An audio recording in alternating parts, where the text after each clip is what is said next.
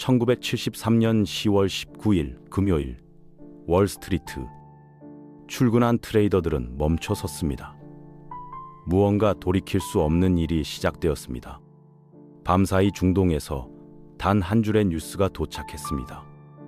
런던 주유소 앞, 끝이 보이지 않는 차량 행렬. 도쿄, 긴급 강요회의가 소집되었습니다. 사실 그 시작은 이틀 전이었습니다. 쿠웨이트 시티. 매달 석유 생산을 5%씩 줄이겠습니다. 미국은 웃었습니다. 이틀 뒤 사우디는 밸브를 잠갔습니다. 왕관도 군대도 핵무기도 없는 사막 왕국. 어떻게 세계를 무릎 꿇렸을까요? 검은 피로 지배한 80년. 지금 그 비밀을 엽니다.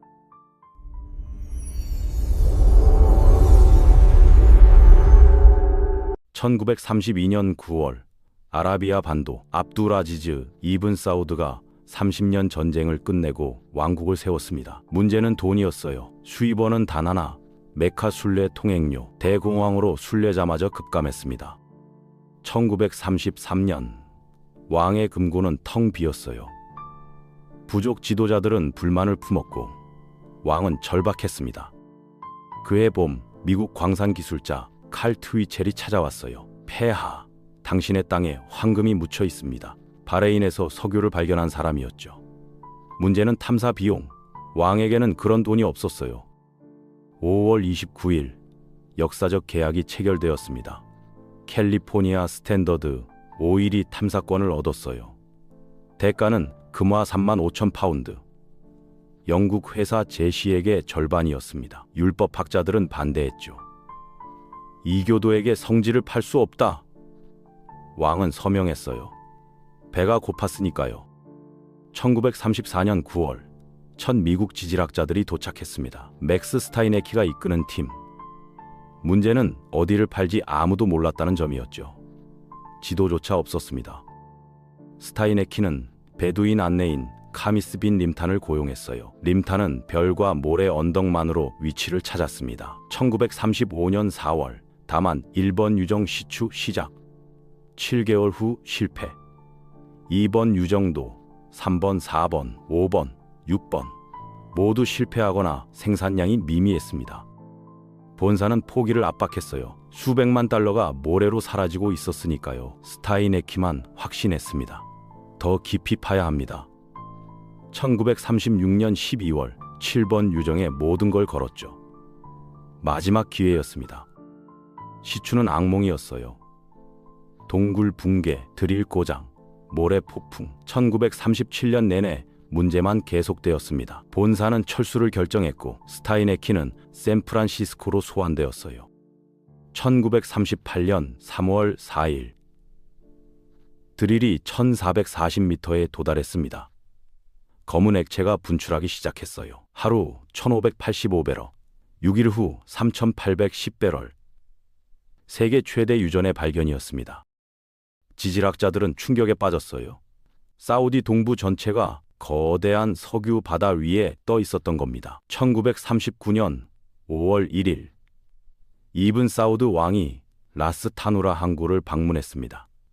첫 석유 수송선 DG 스코필드호 왕이 직접 밸브를 돌려 탱커를 채웠죠. 사우디 석유가 세계로 나가기 시작한 순간이었습니다.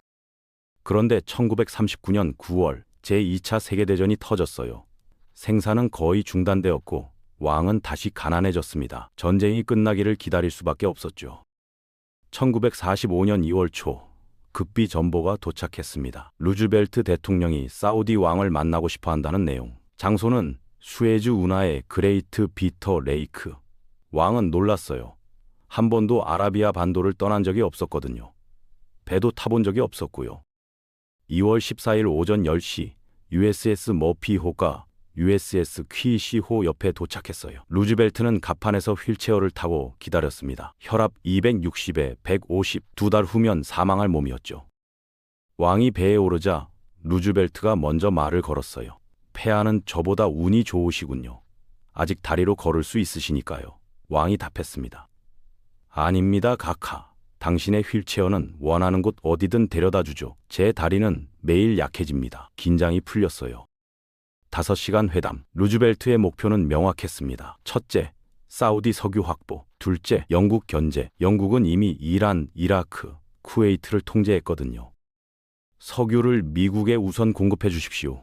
그 대가로 미국은 사우디 왕가를 영원히 보호하겠습니다. 왕은 잠시 생각했어요. 영국은 아랍을 배신했었죠.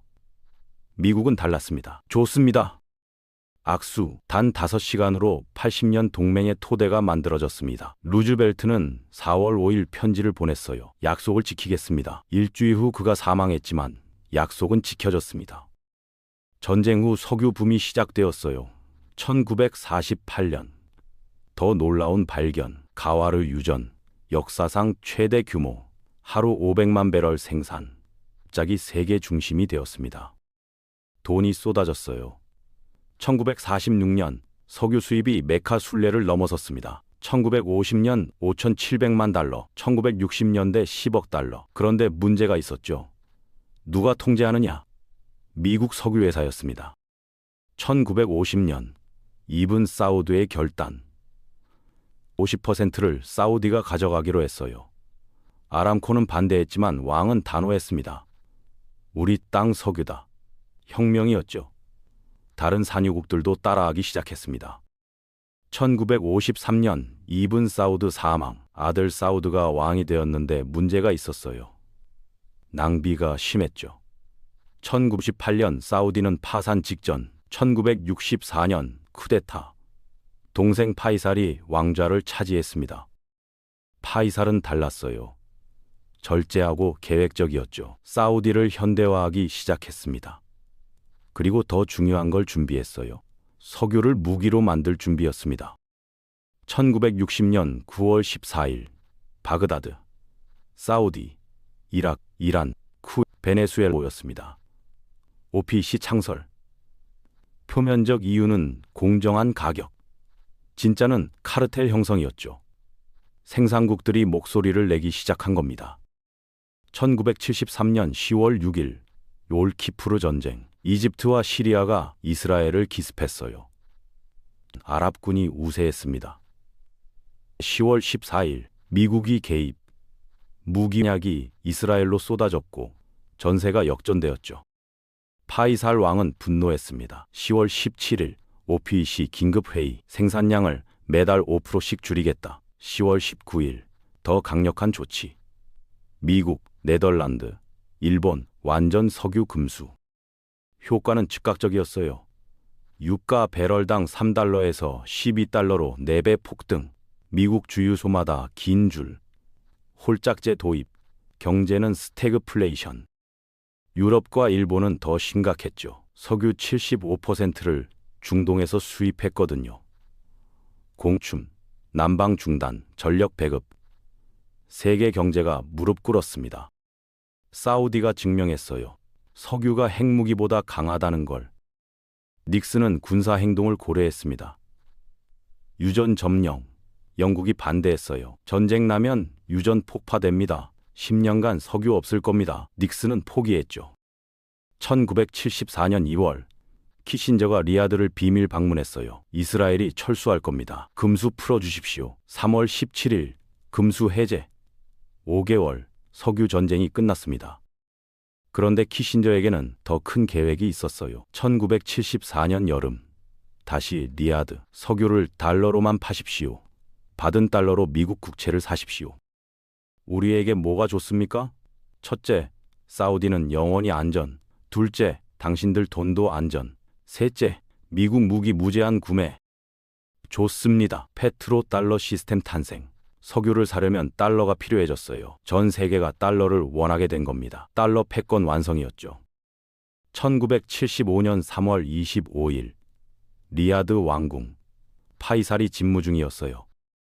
조카가 아련을 요청했습니다. 갑자기 권총.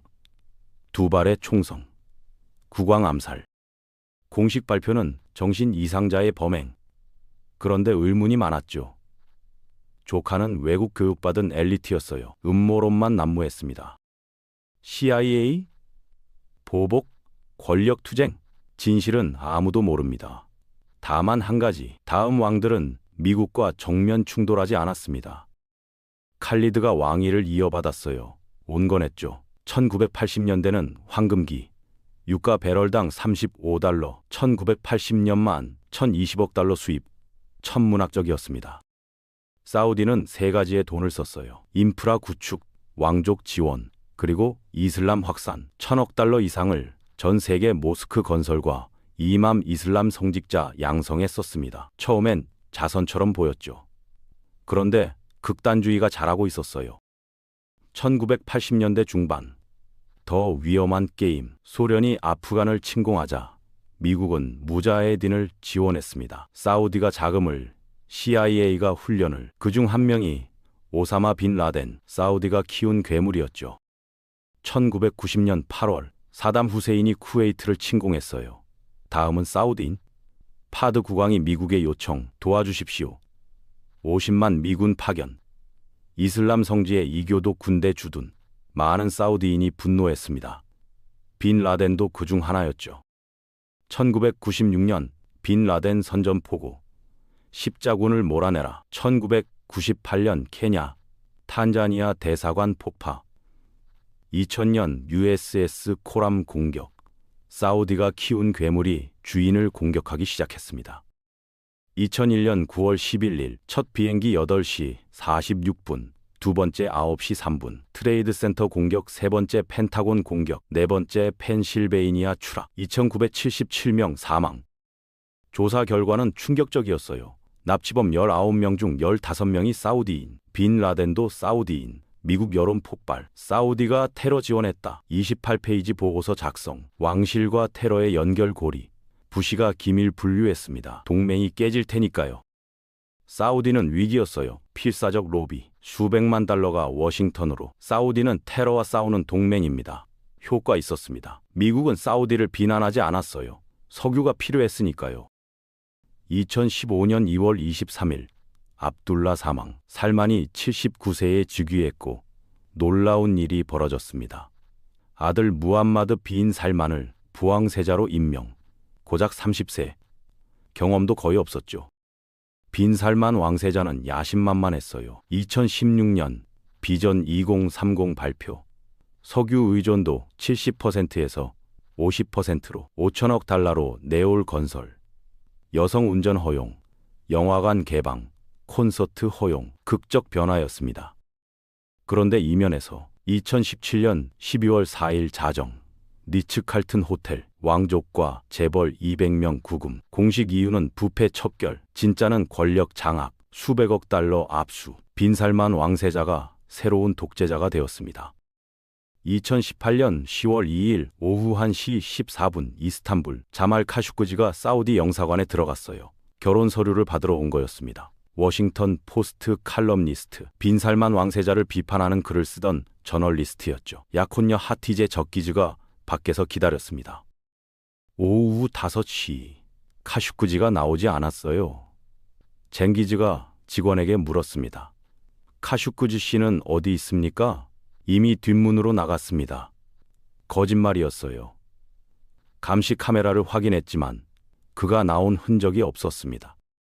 터키 정보부는 이미 알고 있었어요. 영사관에 도청 장치를 심어뒀었거든요. 녹음이 시작되었습니다. 카슈크지가 들어서자 15명의 남자들이 덮쳤어요. 목을 졸랐습니다. 7분 만에 카슈크지가 사망했어요. 법의학 전문가 살러 알투바이기가 전기톱을 꺼냈습니다. 시신을 절단하기 시작했죠. 녹음에는 톱 소리와 음악 소리가 담겨 있었습니다. 끔찍한 살인이었어요.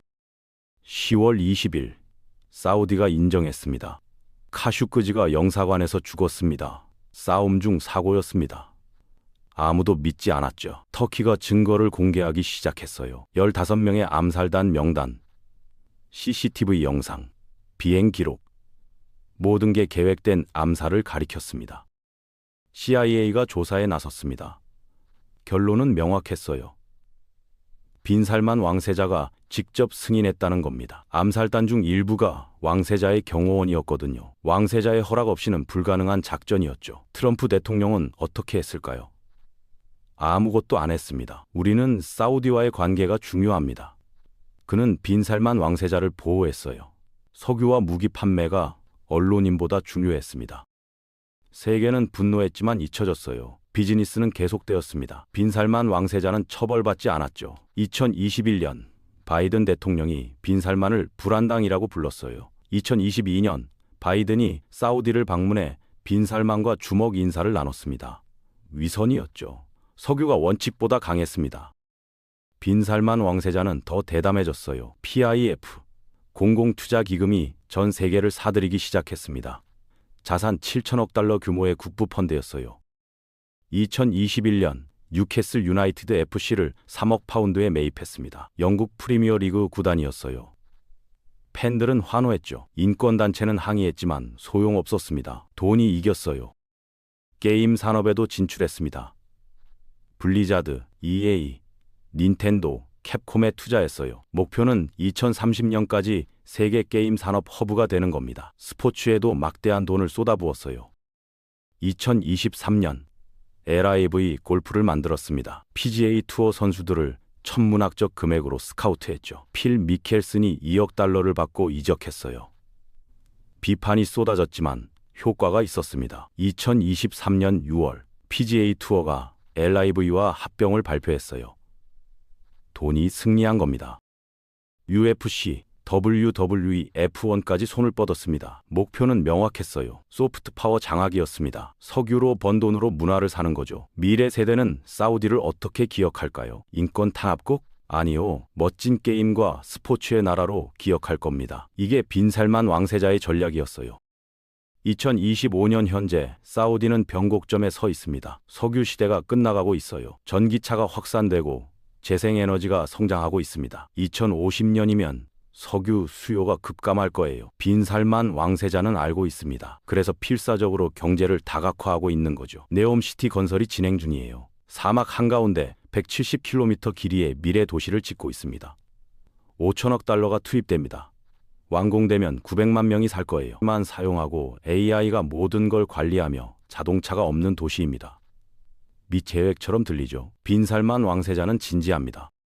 문제는 돈이에요. 네온만으로도 5천억 달러가 필요한데 비전 2030 전체는 수조 달러가 들어갑니다. 사우디 재정은 여전히 석유에 90% 의존하고 있어요. 유가가 떨어지면 적자가 나죠. 2020년 유가 폭락 때는 재정 적자가 GDP의 11%였습니다. 지속 가능하지 않아요. 그래서 사우디 아람코를 상장했습니다. 2019년 12월 1.5%만 팔았지만 256억 달러를 모았어요. 세계 최대 IPO였죠. 사우디 아람코는 현재 시가총액 2조 달러로 세계에서 가장 가치 있는 기업입니다. 그런데 이것도 석유에 의존하고 있어요. 석유 수요가 줄면 아람코 가치도 떨어집니다. 빈살만 왕세자는 또 다른 카드를 준비하고 있어요. 중국입니다. 2023년 3월 시진핑 주석이 리야드를 방문했어요. 대규모 투자 협정이 체결되었습니다. 중국은 사우디 석유를 사고 사우디는 중국에 투자해요. 더 중요한 건 위안화로 석유를 거래하기 시작했다는 점입니다. 페트로달러의 균열이 생긴 거예요. 미국은 경계하고 있습니다. 사우디는 양쪽에 베팅하고 있어요. 미국과의 동맹을 유지하면서 중국과도 손을 잡고 있습니다. 러시아와도 협력해요. OPEC에서 함께 생산량을 조절하죠. 사우디는 더 이상 미국에 충실한 동맹이 아닙니다. 자신의 이익을 먼저 챙기는 독립적 행위자가 되었어요. 여러분, 질문 하나 던져보겠습니다. 석유가 뭡니까? 에너지원? 연료? 검은 액체? 겉으로 보면 그렇습니다. 하지만 그 아래를 들여다보면 석유는 세계 질서 그 자체였습니다. 누가 석유를 가졌는가가 누가 전쟁을 시작하는지를 결정했고 어느 나라가 석유를 팔지 말지가 어떤 동맹이 깨지는지를 결정했습니다.